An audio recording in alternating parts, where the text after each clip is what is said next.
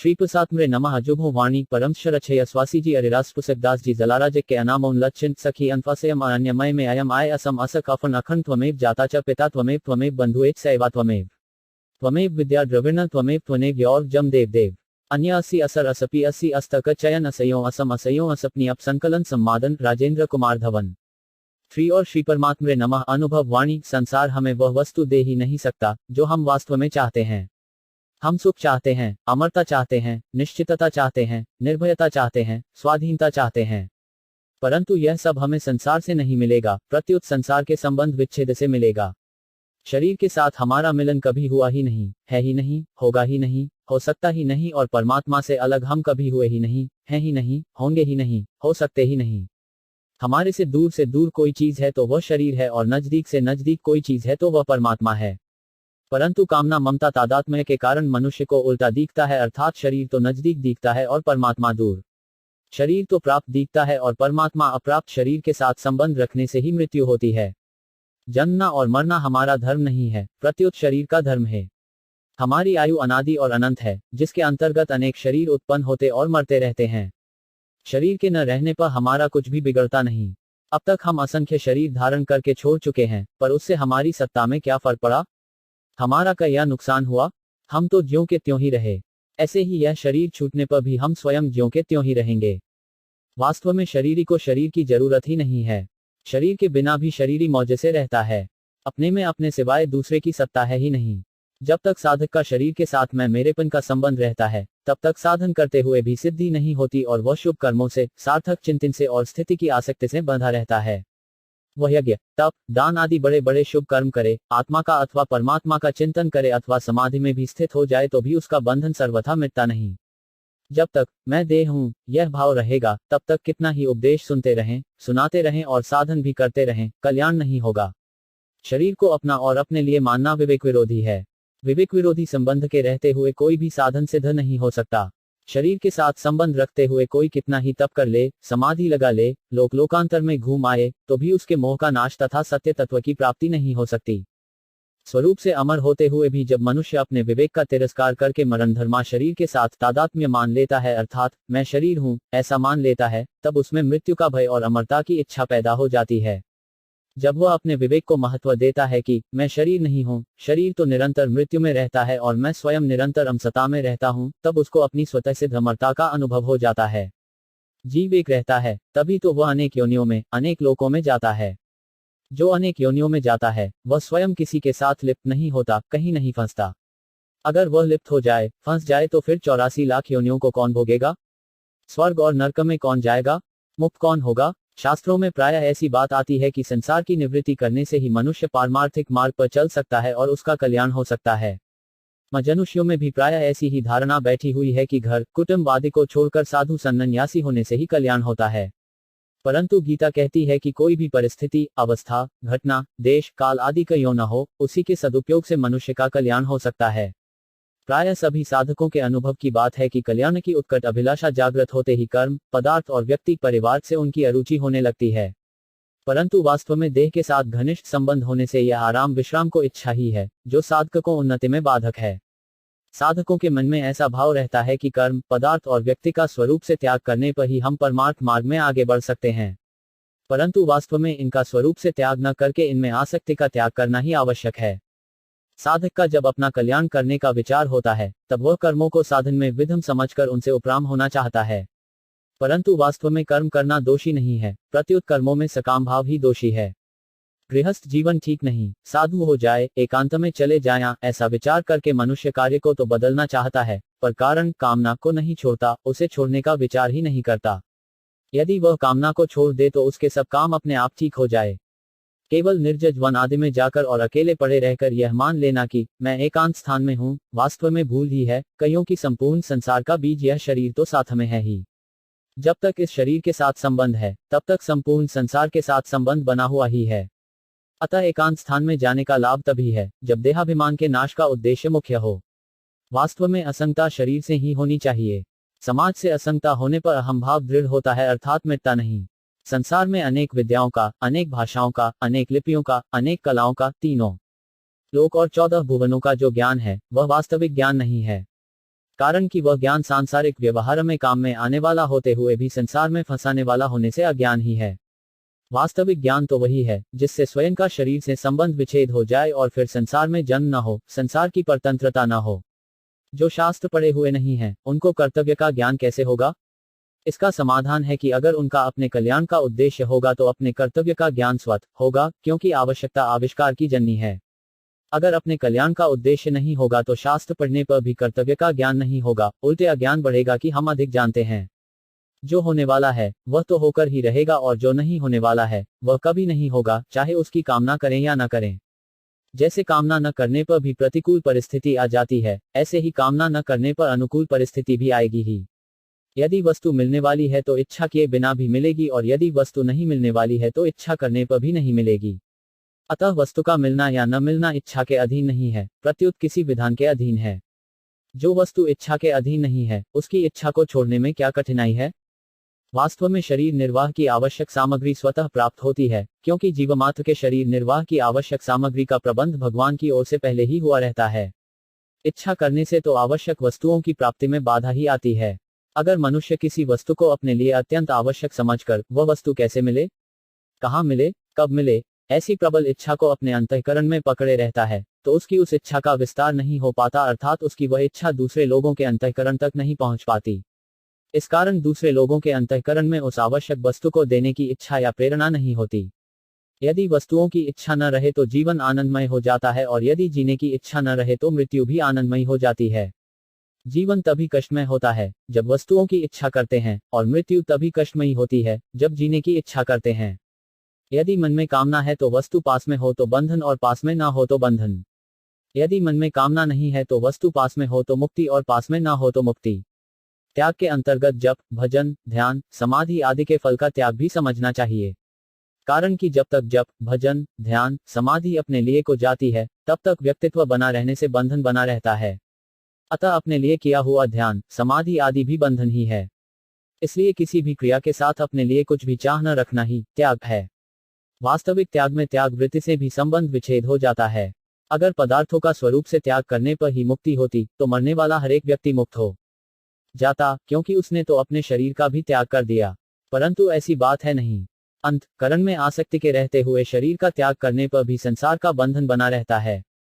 अतः मनुष्य को सांसारिक आसक्ति ही बांधने वाली है, न कि सांसारिक प्राणी पदार्थों का स्वरूप से संबंध। केवल धार्मिक क्रियाओं से जो धार्मिक बनता है, उसके भीतर भोग और ऐश्वर्य की कामना होने से उसको भोग और ऐश्वर्य तो मिल सकते हैं, पर शाश्वती शांति नहीं मिल सकती।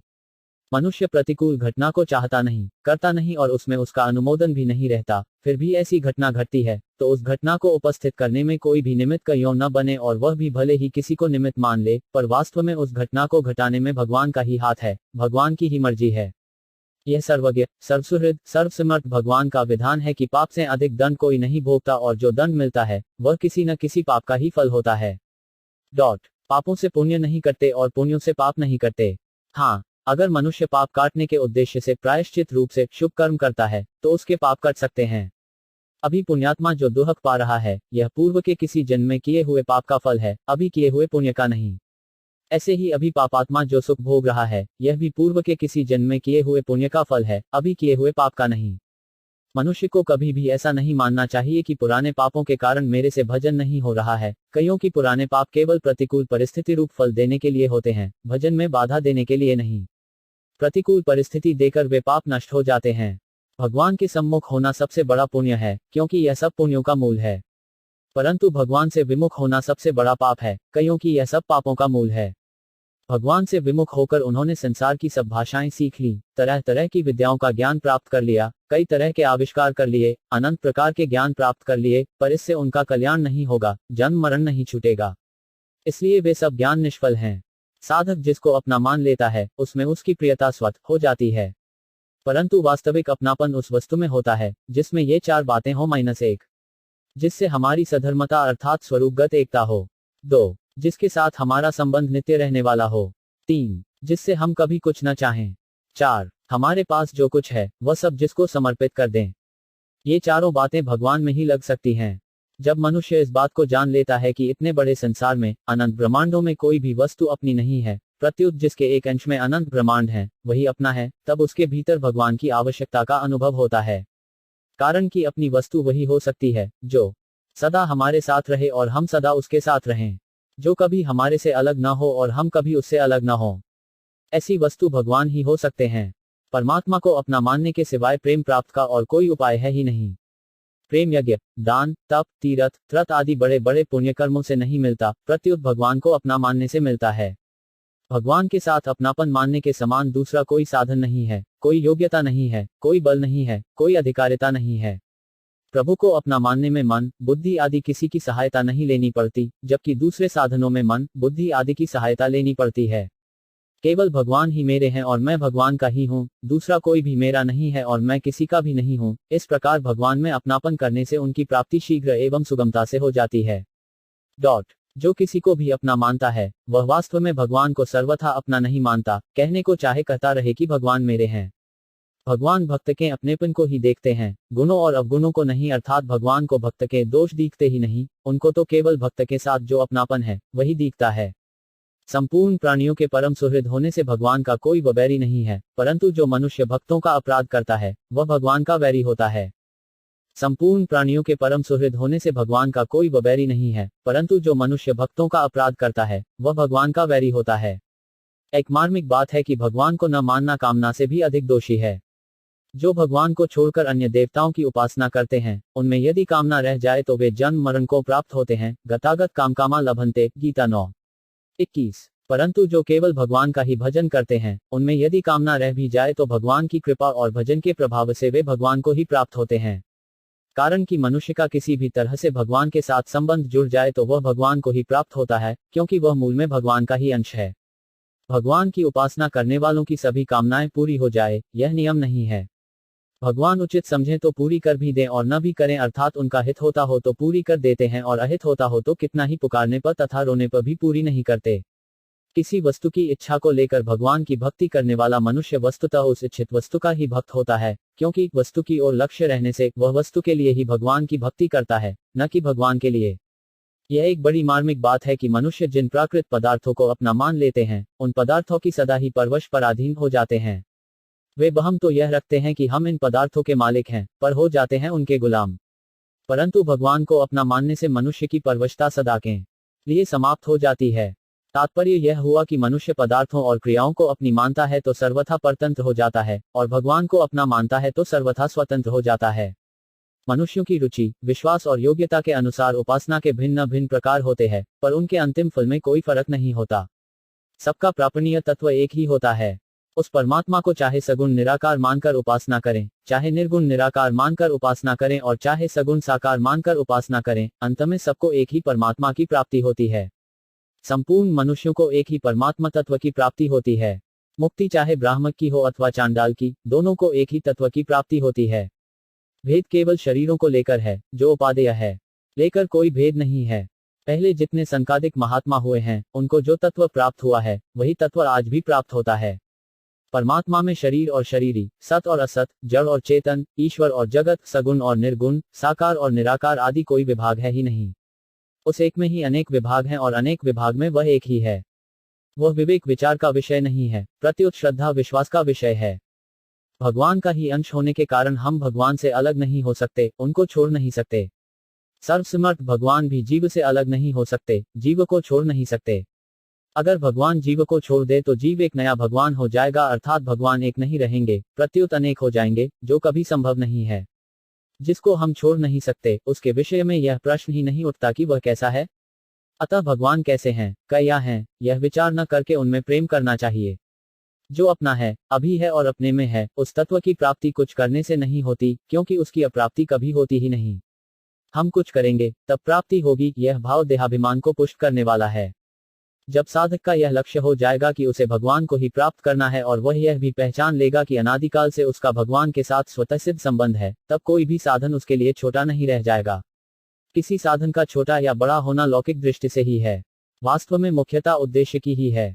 मनुष्य भगवान की प्राप्ति के बिना सुख आराम से रहता है, वह अपनी आवश्यकता को भूले रहता है। वह मिली हुई वस्तु, योग्यता और सामर्थ्य में ही संतोष कर लेता है। अगर वह भगवान की आवश्यकता का अनुभव करे, उनके बिना चैन से न रह सके, तो भगवान की प्राप्ति में देरी नहीं है। कारण कि जो नित्य प्राप्त है, उसकी प्राप्ति में क्या देरी। भगवान कोई वृक्ष तो है नहीं कि आज बोएंगे और वर्षों के बाद फल मिलेगा। वे तो सब देश में, सब समय में, सब वस्तुओं में, सब अवस्थाओं में, सब परिस्थितियों में ज्यों के त्यों विद्यमान हैं। हम ही उनसे विमुख हुए हैं, वे हमसे कभी विमुख नहीं हुए। बालक माँ की गोदी में जाए तो उसके लिए किसी विधि की जरूरत नहीं है, वह तो अपनेपन के संबंध से ही माँ की गोदी में जाता है। ऐसे ही भगवान की प्राप्ति के लिए विधि, मंत्र आदि की आवश्यकता नहीं है, केवल अपनेपन के दृढ़ भाव की आवश्यकता है। किसी विशेष साधन, गुण, योग्यता, लक्षण आदि के बदले में परमात्मा प्राप्ति होगी, यह बिल्कुल गलत धारणा है।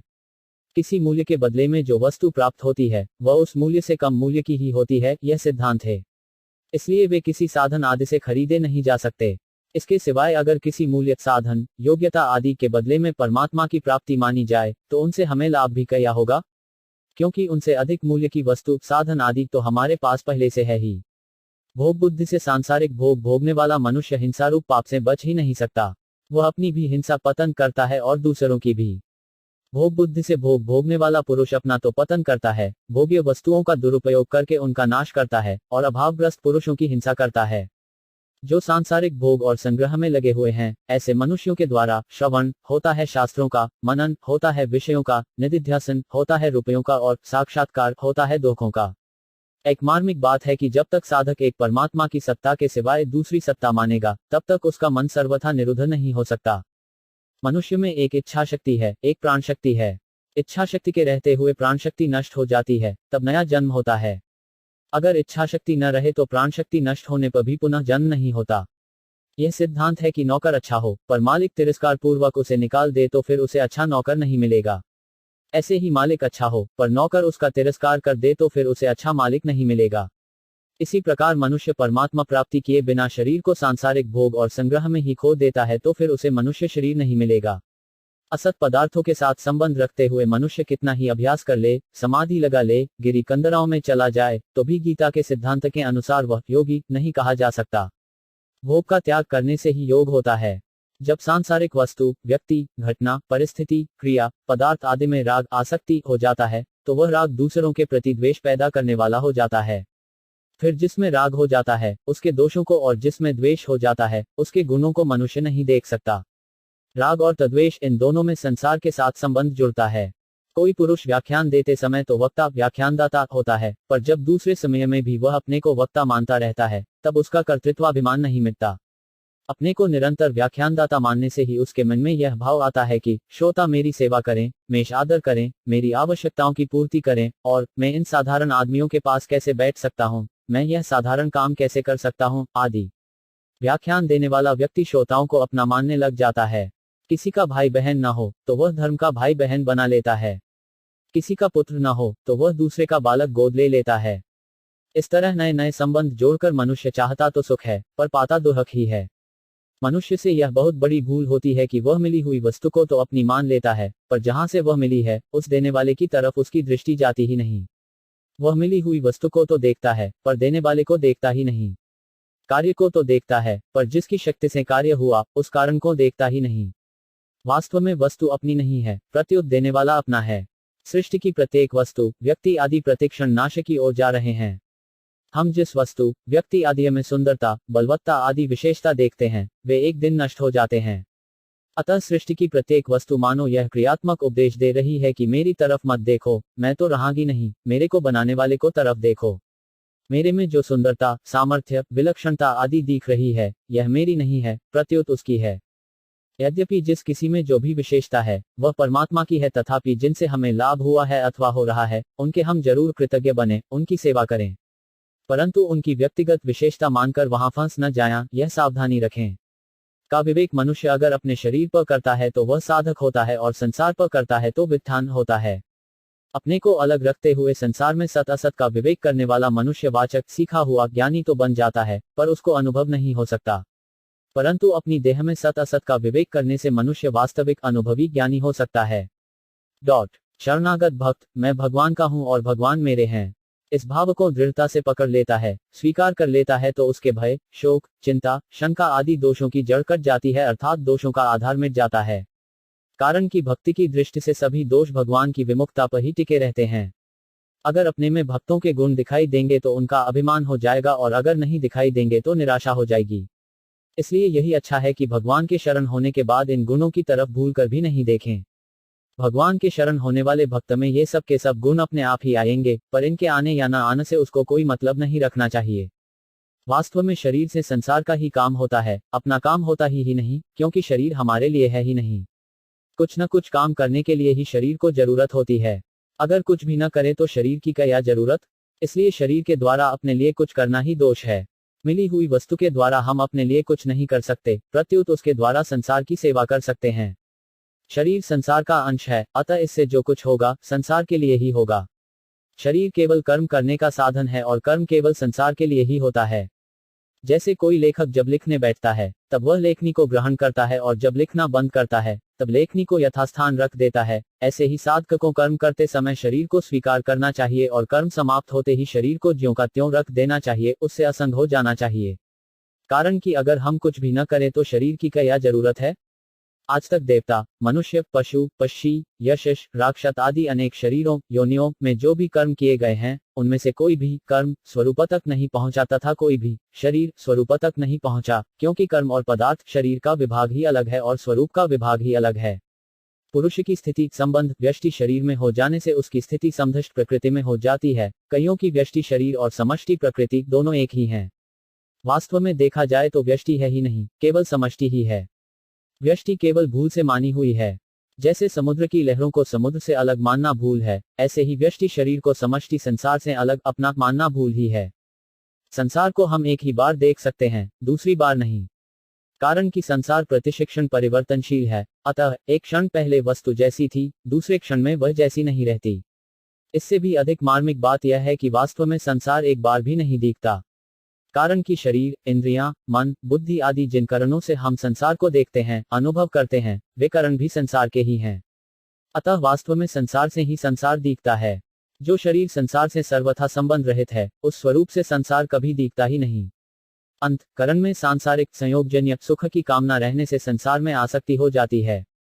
यह आसक्ति संसार को असत्य या मिथ्या जान लेने पर भी मिटती नहीं। जैसे सिनेमा में दिखने वाले दृश्य प्राणी पदार्थों को मिथ्या जानते हुए भी उसमें आसक्ति हो जाती है, अथवा जैसे भूतकाल की बातों को याद करते समय मानसिक दृष्टि के सामने आने वाले दृश्य को मिथ्या जानते हुए भी उसमें आसक्ति हो जाती है। अतः जब तक भीतर में सांसारिक सुख की कामना है, तब तक संसार को मिथ्या मानने पर भी संसार की आसक्ति नहीं मिटती। असत और सत इन दोनों को ही प्रकृति और पुरुष, क्षर और अक्षर, शरीर और शरीरी, अनित्य और नित्य, नाशवान और अविनाशी आदि अनेक नामों से कहा गया है। देखने, सुनने, समझने, चिंतन करने, निश्चय करने आदि में जो कुछ भी आता है, वह सब असत है। जिसके द्वारा देखते, सुनते, चिंतन आदि करते हैं, वह भी असत है और दिखने वाला भी असत है। महात्मा आदि के रहते हुए हमारा उद्धार नहीं हुआ है तो इसमें उद्धार की सामग्री की कमी नहीं रही है, अथवा हम अपना उद्धार करने में असमर्थ नहीं हुए हैं। हम अपना उद्धार करने के लिए तैयार नहीं हुए, इसी से वे सब मिलकर भी हमारा उद्धार करने में समर्थ नहीं हुए। अगर हम अपना उद्धार करने के लिए तैयार हो जाए, सम्मुख हो जाए, तो मनुष्य जन्म जैसी सामग्री और कलियुग जैसा मौका प्राप्त करके हम कई बार अपना उद्धार कर सकते हैं। पर यह तब होगा जब हम अपना उद्धार करना चाहेंगे। आज दिन तक भगवान के अनेक अवतार हो चुके हैं, कई तरह के सन्नत महात्मा, जीवन मुक्त, भगवत प्रेमी हो चुके हैं, परंतु अभी तक हमारा उद्धार नहीं हुआ है। इससे भी सिद्ध होता है कि हमने स्वयं उनमें श्रद्धा नहीं की, हम स्वयं उनके सम्मुख नहीं हुए, हमने स्वयं उनकी बात नहीं मानी, इसलिए हमारा उद्धार नहीं हुआ। गुरु, संत और भगवान भी तभी उद्धार करते हैं जब मनुष्य स्वयं उन पर श्रद्धा विश्वास करता है, उनको स्वीकार करता है, उनके सम्मुख होता है, उनके शरण होता है, उनकी आज्ञा का पालन करता है। अगर मनुष्य उनको स्वीकार न करे तो वे कैसे उद्धार करेंगे? नहीं कर सकते। वास्तविक दृष्टि से देखें तो भगवान भी विद्यमान है, गुरु भी विद्यमान है, तत्वज्ञान भी विद्यमान है और अपने में योग्यता, सामर्थ्य भी विद्यमान है। केवल नाशवान सुख की आसक्ति से ही उनके प्रकट होने में बाधा लग रही है। जगत, जीव और परमात्मा तीनों की दृष्टि से हम सब एक समान हैं। इस समता को गीता ने योग कहा है, समत्वम योग उच्यते, गीता 2:48। भेद विषमता केवल व्यवहार के लिए है, जो अनिवार्य है, क्योंकि व्यवहार में समता संभव ही नहीं है। अतः साधक की दृष्टि भावना सम होनी चाहिए। व्यवहार की भिन्नता तो स्वाभाविक है, पर भाव की भिन्नता मनुष्य ने अपने राग द्वेष से पैदा की है। यदि विशेष विचार पूर्वक देखा जाए तो समता स्वतः सिद्ध है। यह प्रत्येक मनुष्य का अनुभव है कि अनुकूल परिस्थिति में हम जो रहते हैं, प्रतिकूल परिस्थिति आने पर भी हम वही रहते हैं। यदि हम वही एक ही न रहते, तो दो अलग अलग अनुकूल और प्रतिकूल परिस्थितियों का ज्ञान किसे होता? इससे सिद्ध हुआ कि परिवर्तन परिस्थितियों में होता है, अपने स्वरूप में नहीं। भूल यह होती है कि हम परिस्थितियों की ओर तो देखते हैं, पर स्वरूप की ओर नहीं देखते। समता का अर्थ यह नहीं है कि समान रीति से सबके साथ रोटी बेटी भोजन और विवाह का बर्ताव करें। व्यवहार में समता तो महान पतन करने वाली चीज है। समान बर्ताव यमराज का, मौत का नाम है, क्योंकि उसके बर्ताव में विषमता नहीं होती। बर्ताव में पवित्रता रखने से अंतःकरण पवित्र, निर्मल होता है। परंतु बर्ताव में अपवित्रता रखने से, खान पान आदि एक करने से अंतःकरण में अपवित्रता आती है, जिससे अशांति बढ़ती है। केवल बाहर का बर्ताव समान रखना शास्त्र और समाज की मर्यादा के विरुद्ध है। इससे समाज में संघर्ष पैदा होता है। जाल दो प्रकार का है, संसारी और शास्त्रीय। संसार के मोहरूपी दलदल में फंस जाना संसारी जाल में फंसना है, और शास्त्रों के, संप्रदायों के द्वैत अद्भटे आदि अनेक मतांतरों में उलझ जाना शास्त्रीय जाल में फंसना है। संसारी जाल तो उलझे हुए छटाक सूत के समान है, और शास्त्रीय जाल उलझे हुए 100 मन सूत के समान है।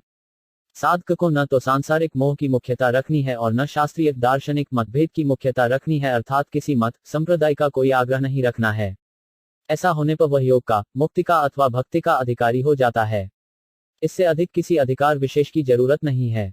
यहाँ तक देखा जाता है कि साधक भी संप्रदाय विशेष और सन्नत विशेष में अनुकूल प्रतिकूल भावना करके राग द्वेष के शिकार बन जाते हैं, जिससे वे संसार समुद्र से जल्दी पार नहीं हो पाते। तत्व को चाहने वाले साधक के लिए सांप्रदायिकता का पक्षपात बहुत बाधक है। संप्रदाय का मोहपूर्वक आग्रह मनुष्य को बांधता है। जो साधक तत्व प्राप्ति में सुगमता ढूंढता है और उसे शीघ्र प्राप्त करना चाहता है, वह वास्तव में सुख का रागी है, न कि साधन का प्रेमी। जो सुगमता से तत्व प्राप्ति चाहता है, उसे कठिनता सहनी पड़ती है, और जो शीघ्रता से तत्व प्राप्ति चाहता है, उसे विलंब सहना पड़ता है। कारण की सुगमता और शीघ्रता की इच्छा करने से साधक की दृष्टि साधन पर न रहकर फल पर चली जाती है, जिससे साधन में उकताहट प्रतीत होती है और साध्य की प्राप्ति में विलंब भी होता है। जिसका यह दृढ़ निश्चय या उद्देश्य है कि चाहे जैसे भी हो, मुझे तत्व की प्राप्ति होनी ही चाहिए, उसकी दृष्टि सुगमता और शीघ्रता पर नहीं जाती। साधक की साधना में कोई बाधा डाल दे तो उसे उस पर क्रोध नहीं आता, और न उसके मन में उसके अहित को भावना हिंसा ही पैदा होती है। यदि उसमें बाधा डालने वाले के प्रति द्वेष होता है, तो जितने अंश में द्वेष वृत्ति रहती है, उतने अंश में तत्परता की कमी है, अपने साधन का आग्रह है। साधक में एक तत्परता होती है और एक आग्रह होता है। तत्परता होने से साधन में रुचि रहती है, और आग्रह होने से साधन में राग रहता है। रुचि होने से अपने साधन में कहाँ कहाँ कमी है, उसका ज्ञान होता है, और उसे दूर करने की शक्ति आती है तथा दूर करने की चेष्टा भी होती है। परंतु राग होने से साधन में विष डालने वाले के साथ द्वेष होने की संभावना रहती है।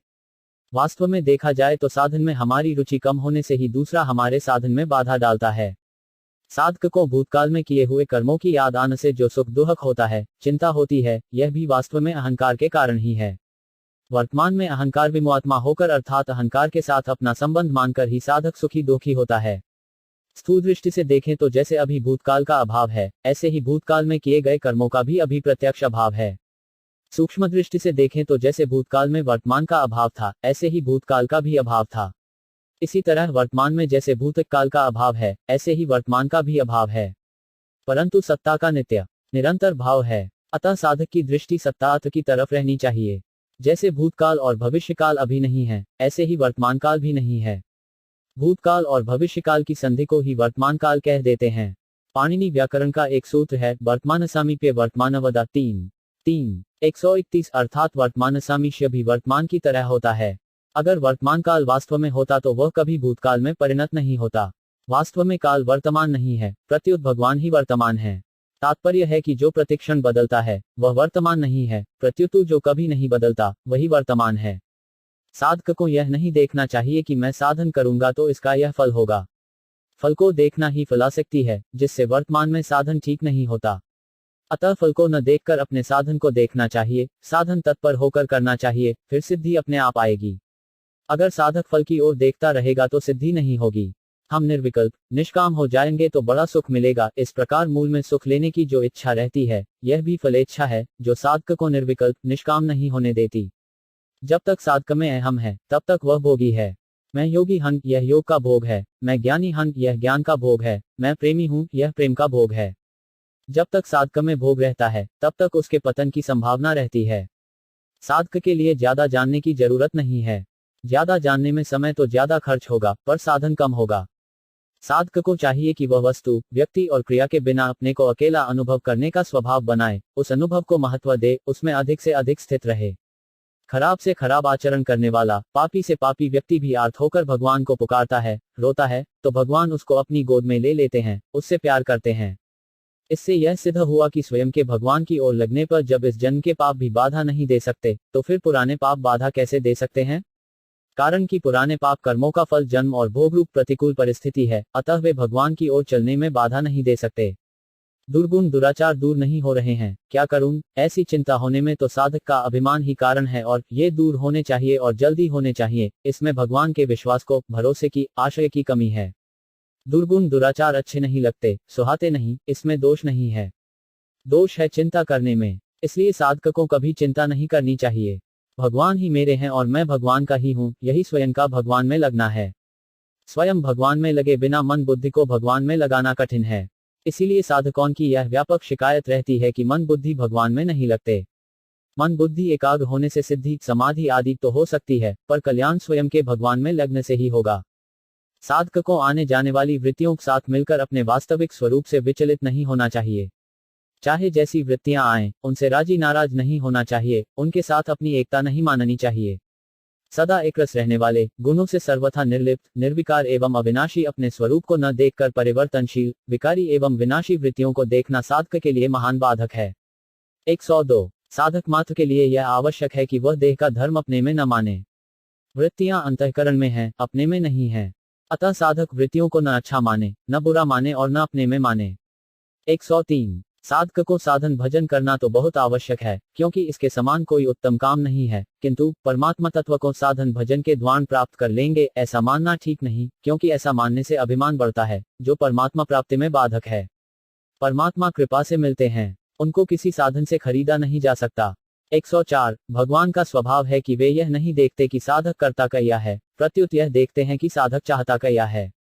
107। आज पारमार्थिक मार्ग पर चलने वाले जितने भी साधक हैं, उन साधकों की ऊंची स्थिति न होने में अथवा उनको परमात्मा तत्व का अनुभव न होने में अगर कोई विघ्न बाधा है, तो वह है सुख की इच्छा। 106। साधन की मुख्य बाधा है संयोगजन्य सुख की कामना। यह बाधा साधन में बहुत दूर तक रहती है। साधक जहां सुख लेता है, वहीं अटक जाता है। यहां तक कि वह समाधि का भी सुख लेता है तो वहां अटक जाता है। दूसरों के हित में ही अपना हित है। दूसरों के हित से अपना हित अलग मानना ही गलती है। इसलिए लौकिक तथा शास्त्रीय जो कर्म किए जाए, वे सब के सब लोक हितार्थ होने चाहिए। अपने सुख के लिए किया गया कर्म तो बंधनकारक है ही, अपने व्यक्तिगत हित के लिए किया गया कर्म भी बंधनकारक है। केवल अपने हित की तरफ दृष्टि रखने से व्यक्तित्व बना रहता है। इसलिए औरतों का या जप, चिंतन, ध्यान, समाधि भी केवल लोकहित के लिए ही करे। वास्तव में मुक्ति के लिए अथवा परमात्मा प्राप्ति के लिए साधन करना भी फलासक्ति है। मनुष्य की आदत पड़ी हुई है कि वह प्रत्येक कार्य फल की कामना से करता है, इसीलिए कहा जाता है कि मुक्ति के लिए, परमात्मा प्राप्ति के लिए साधन करे। वास्तव में साधन केवल असाधन को मिटाने के लिए है। मुक्ति स्वतः सिद्ध है, परमात्मा नित्य प्राप्त है। परमात्मा प्राप्ति किसी क्रिया का फल नहीं है। अतः कुछ करने से परमात्मा प्राप्ति होगी, ऐसी इच्छा करना भी फलेच्छा है। प्रत्येक कार्य में समय का विभाग होता है, जैसे यह समय सोने का और यह समय जगने का है, यह समय नित्य कर्म का है, यह समय जीविका के लिए काम धंधा करने का है, यह समय भोजन का है, आदि आदि। परंतु भगवान के स्मरण में समय का विभाग नहीं होना चाहिए। भगवान को तो सब समय में ही याद रखना चाहिए। साधक के लिए इस बात की बड़ी आवश्यकता है कि वह ध्यान के समय तो भगवान के चिंतन में तत्परता पूर्वक लगा रहे, व्यवहार के समय भी निर्लिप्त रहते हुए भगवान का चिंतन करता रहे, क्योंकि व्यवहार के समय भगवान का चिंतन न होने से संसार में लिप्तता अधिक होती है। तात्पर्य है कि साधक का साधक अपना हर समय जागृत रहे। वह संसार में तो भगवान को मिलाए, पर भगवान में संसार को न मिलाए, अर्थात सांसारिक कार्य करते समय भी भगवत स्मरण करता रहे। जो साधक होता है, वह घंटे 2 घंटे नहीं, 8 पहर साधक होता है। साधक प्रायः कहा करते हैं कि सत्संग चर्चा सुनते समय तो इन दोषों के त्याग की बात अच्छी और सुगम लगती है, परंतु व्यवहार में आने पर ऐसा होता नहीं। इनको छोड़ना तो चाहते हैं, पर ये छूटते नहीं। इन दोषों के न छूटने में खास कारण है सांसारिक सुख लेने की इच्छा। साधक से भूल यह होती है कि वह सांसारिक सुख भी लेना चाहता है और साथ में दोषों से भी बचना चाहता है।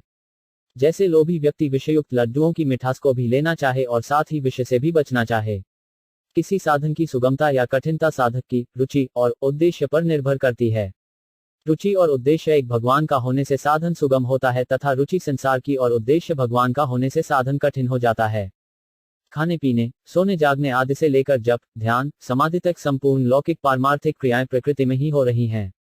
प्रकृति का संबंध किए बिना क्रिया संभव ही नहीं है। अतः साधक को चाहिए कि वह पारमार्थिक क्रियाओं का त्याग तो न करे, पर उनमें अपना कर्तृत्व न माने, अर्थात उनको अपने द्वारा होने वाली तथा अपने लिए न माने। क्रिया चाहे लौकिक हो चाहे पारमार्थिक हो, उसका महत्व वास्तव में जड़ता का ही महत्व है। शास्त्र विहित होने के कारण पारमार्थिक क्रियाओं का अंतःकरण में जो विशेष महत्व रहता है, वह भी जड़ता का ही महत्व होने से साधक के लिए बाधक है। जो चाहते हैं वह ना हो और जो नहीं चाहते वह हो जाए, इसी को दुहक कहते हैं। यदि चाहते और नहीं चाहते को छोड़ दें तो फिर दुहक है ही कहाँ। दुख को मिटाने के लिए सुख की इच्छा करना दुख की जड़ है। यह सिद्धांत है कि जो खुद दुखी होता है वही दूसरों को दुहक देता है। दूसरों को दुहक देने पर उनका, जिनको दुहक दिया गया है, तो वही नुकसान होता है जो प्रारब्ध से होने वाला है, परंतु जो दुहक देते हैं वे नया पाप करते हैं जिसका फल नरक उन्हें भोगना ही पड़ता है। कर्म बाहर से किए जाते हैं, इसलिए उन कर्मों का फल भी बाहर की परिस्थिति के रूप में ही प्राप्त होता है, परंतु उन परिस्थितियों से जो सुख दुहक होते हैं वे भीतर होते हैं। इसलिए उन परिस्थितियों में सुखी तथा दुखी होना शुभाशुभ कर्मों का अर्थात प्रारब्ध का फल नहीं है, प्रत्युत अपनी मूर्खता का फल है। सेवा तो हमें सभी की करनी है, परंतु जिनकी हमारे पर जिम्मेवारी है उन संबंधियों की सेवा सबसे पहले करनी चाहिए। संसार में माने हुए जितने भी संबंध हैं, सब केवल एक दूसरे का हित या सेवा करने के लिए ही हैं, अपने लिए नहीं। देने के भाव से समाज में एकता, प्रेम उत्पन्न होता है और लेने के भाव से संघर्ष उत्पन्न होता है। देने का भाव उद्धार करने वाला और लेने का भाव पतन करने वाला होता है। सेवा करने के लिए तो सब अपने हैं, पर लेने के लिए कोई अपना नहीं है। संसार की तो बात ही क्या है, भगवान भी लेने के लिए अपने नहीं है, अर्थात भगवान से भी कुछ नहीं लेना है, प्रत्युत अपने आप को ही भगवान के समर्पित करना है। कारण कि जो वस्तु हमें चाहिए और हमारे हित की है, वह भगवान ने हमें पहले से ही बिना मांगे दे रखी है, और ज्यादा दे रखी है, कम नहीं। वर्तमान समय में घरों में, समाज में जो अशांति, कलह, संघर्ष देखने में आ रहा है, उसमें मूल कारण यही है कि लोग अपने अधिकार की मांग तो करते हैं, पर अपने कर्तव्य का पालन नहीं करते। सांसारिक पदार्थों को संसार की सेवा में लगाकर कोई दान पुण्य नहीं करना है, प्रत्युत उन पदार्थों से अपना पिंड छुड़ाना है। सेवा वही कर सकता है जो अपने लिए कभी कुछ नहीं चाहता। सेवा करने के लिए धनादि पदार्थों की चाह तो कामना है ही, सेवा करने की चाह भी कामना ही है, क्योंकि सेवा की चाह होने से ही धनादि पदार्थों की कामना होती है। इसलिए अवसर प्राप्त हो और योग्यता हो तो सेवा कर देनी चाहिए, पर सेवा की कामना नहीं करनी चाहिए। सच्चे हृदय से दूसरों की सेवा करने से जिसकी वह सेवा करता है, उस सेव्य के हृदय में भी सेवा भाव जागृत होता है, यह नियम है। यदि सेव्य के हृदय में सेवा भाव जागृत न हो तो साधक को समझ लेना चाहिए कि सेवा करने में कोई त्रुटि, अपने लिए कुछ पाने या लेने की इच्छा है। सेवा करने की अपेक्षा भी किसी को दुहक न देना श्रेष्ठ है। किसी को दुहक न देने से, किसी का भी अहित न करने से सेवा अपने आप होने लगती है, करनी नहीं पड़ती। अपने आप होने वाली क्रिया का अभिमान नहीं होता और उसके फल की इच्छा भी नहीं होती। अभिमान और फलेच्छा का त्याग होने पर हमें वह वस्तु मिल जाती है जो वास्तव में हमारी है। यदि भीतर से बुरा भाव दूर न हुआ हो और बाहर से भलाई करे तो इससे अभिमान पैदा होगा, जो आसुरी संपत्ति का मूल है। भलाई करने का अभिमान तभी पैदा होता है जब भीतर कुछ न कुछ बुराई हो। एक दूसरे की सहायता से ही सबका जीवन चलता है। धनी से धनी व्यक्ति का जीवन भी दूसरे की सहायता के बिना नहीं चल सकता। हमने किसी से लिया है तो किसी को देना, किसी की सहायता करना, सेवा करना हमारा भी परम कर्तव्य है। इसी का नाम कर्मयोग है। केवल दूसरे के लिए वस्तुओं को देना और शरीर से सेवा कर देना ही सेवा नहीं है, प्रत्युत अपने लिए कुछ भी न चाहकर दूसरे का हित कैसे हो, उसको सुख कैसे मिले, इस भाव से कर्म करना ही सेवा है। अपने को सेवक कहलाने का भाव भी मन में नहीं रहना चाहिए। मनुष्य, पशु, वृक्ष, मकान आदि तो अलग अलग हुए, पर इन सबस में है एक ही रहा। इसी श्रेय तीन तरह, मैं मनुष्य हूँ, मैं पशु हूँ, मैं देवता हूँ, आदि में शरीर तो अलग अलग हुए, पर हूँ अथवा है एक ही रहा। परमात्मा तत्व है, रूप और संसार नहीं, रूप है। एक मार्मिक बात है कि है को देखने से शुद्ध है नहीं दिखता, पर नहीं को नहीं रूप देखने पर शुद्ध है दिखता है। कारण कि है को देखने में मन बुद्धि लगाएंगे, वृत्ति लगाएंगे तो है के साथ वृत्ति रूप नहीं भी मिला रहेगा, परंतु नहीं को नहीं रूप देखने पर वृत्ति भी नहीं में चली जाएगी और शुद्ध है शेष रह जाएगा।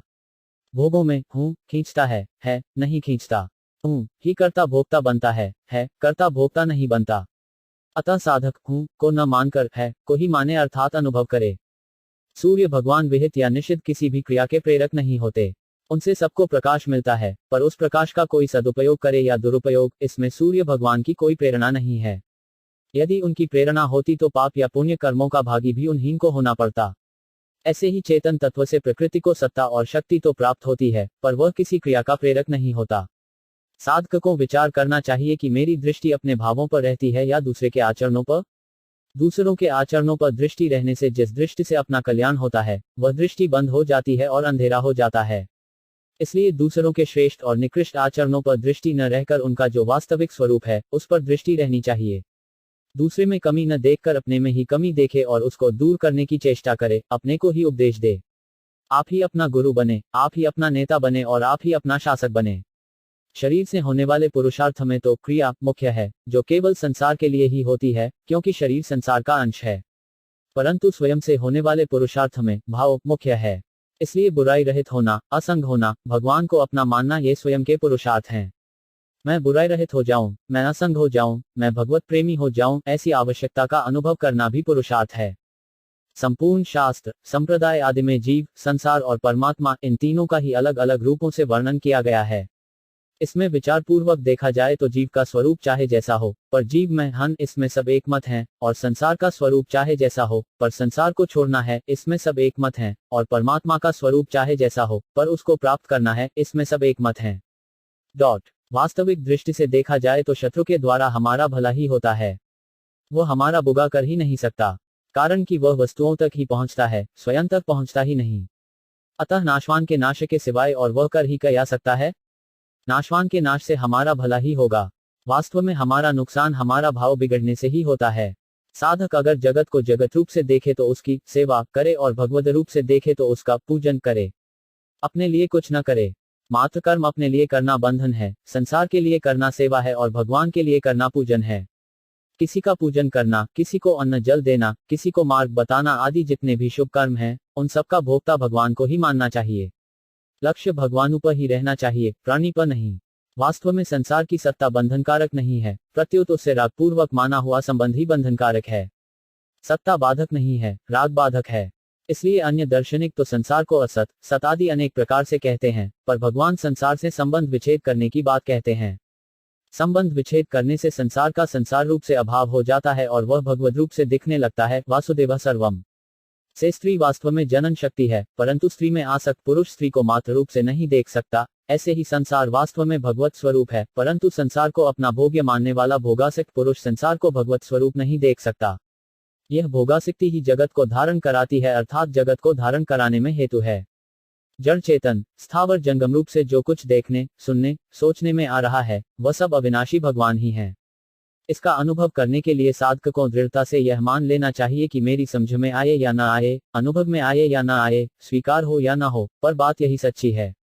उसको वृक्ष, नदी, पहाड़, पत्थर, दीवार आदि जो कुछ भी दिखे, उसमें अपने इष्ट भगवान को देखकर वह प्रार्थना करे कि हे नाथ, मुझे अपना प्रेम प्रदान करो, हे प्रभु, आपको मेरा नमस्कार हो। ऐसा करने से उसको सब जगह भगवान दिखने लग जाएंगे, क्योंकि वास्तव में सब कुछ भगवान ही है, सब कुछ परमात्मा ही है। यह खुले नेत्रों का ध्यान है। इसमें न आंख बंद करने ध्यान की जरूरत है, न कान बंद करने नादानुसंधान की जरूरत है, न नाक बंद करने प्राणायाम की जरूरत है। मूल दोष है शरीर तथा संसार की सत्ता और महत्ता स्वीकार करके उससे संबंध जोड़ना। मूल गुण है भगवान की सत्ता और महत्ता स्वीकार करके उनसे संबंध जोड़ना। यह मूल दोष और मूल गुण ही स्थानभेद से अनेक रूपों में दिखता है। शरीर से माने हुए संबंध का त्याग करने के लिए साधक को 3 बातें मान लेनी चाहिए। 1. शरीर मेरा नहीं है, क्योंकि इस पर मेरा वश नहीं चलता। 2. मेरे को कुछ नहीं चाहिए। और 3. मेरे को अपने लिए कुछ नहीं करना है। जब तक साधक स्थूल, सूक्ष्म और कारण तीनों शरीरों से अपना संबंध मानता रहता है, तब तक स्थूल शरीर से होने वाला कर्म, सूक्ष्म शरीर से होने वाला चिंतन और कारण शरीर से होने वाली स्थिरता, निर्विकल्प अवस्था, तीनों ही उसको बांधने वाले होते हैं। भगवान के नित्य संबंध की जागृति के लिए साधक को 3 बातें मान लेनी चाहिए। 1. प्रभु मेरे हैं। 2. मैं प्रभु का हूं। और 3. सब कुछ प्रभु का है। भगवान से नित्य संबंध की जागृति होने पर साधक को भगवत प्रेम की प्राप्ति हो जाती है। भगवत प्रेम की प्राप्ति में ही मनुष्य जीवन की पूर्णता है। हम यहाँ के जन्म मृत्यु वाले संसार के नहीं हैं। ये हमारा देश नहीं है। हम इस देश के नहीं हैं। यहाँ की वस्तुएं हमारी नहीं हैं। हम इन वस्तुओं के नहीं हैं। हमारे ये कुटुंबी नहीं हैं। हम इन कुटुंबियों के नहीं हैं। हम तो केवल भगवान के हैं और भगवान ही हमारे हैं। अपने मन में किसी विषय को जानने की पूर्ण अभिलाषा और उत्कंठा के अभाव में तथा अपना प्रश्न न होने के कारण सत्संग में सुनी हुई और शास्त्रों में पड़ी हुई साधन संबंधी मार्मिक और महत्वपूर्ण बातें प्रायः साधकों के लक्ष्य में नहीं आती। अतः साधकों को चाहिए कि वे जो पढ़ें और सुने, उसको अपने लिए ही मानकर जीवन में उतारने की चेष्टा करें। परमश्रद्धेय स्वामी जी श्रीराम सुखदास जी महाराज। 3 श्री परमात्मरे नमः। परमश्रद्धेय स्वामी जी श्रीराम सुखदास जी महाराज के मुख्य सिद्धांत 19। मनुष्य मात्र को परमात्मा प्राप्ति का जन्मसिद्ध अधिकार है। 2 मनुष्य जिस वर्ण, आश्रम, धर्म, संप्रदाय, वेशभूषा आदि में है, वहीं रहते हुए वह परमात्मा को प्राप्त कर सकता है। 3 मनुष्य प्रत्येक परिस्थिति में परमात्मा को प्राप्त कर सकता है। इसके लिए उसे परिस्थिति बदलने की आवश्यकता नहीं है। 4 परमात्मा की प्राप्ति सांसारिक वस्तुओं की प्राप्ति की तरह नहीं है। सांसारिक वस्तुओं की प्राप्ति तो कर्म करने से होती है, पर परमात्मा की प्राप्ति अपने लिए कुछ न करने से होती है। परमात्मा प्राप्ति में भाव तथा विवेक मुख्य है, क्रिया नहीं। 7 परमात्मा की प्राप्ति जड़ता, शरीर, इंद्रिय, मन, बुद्धि के द्वारा नहीं होती, प्रत्युत जड़ता के त्याग से होती है।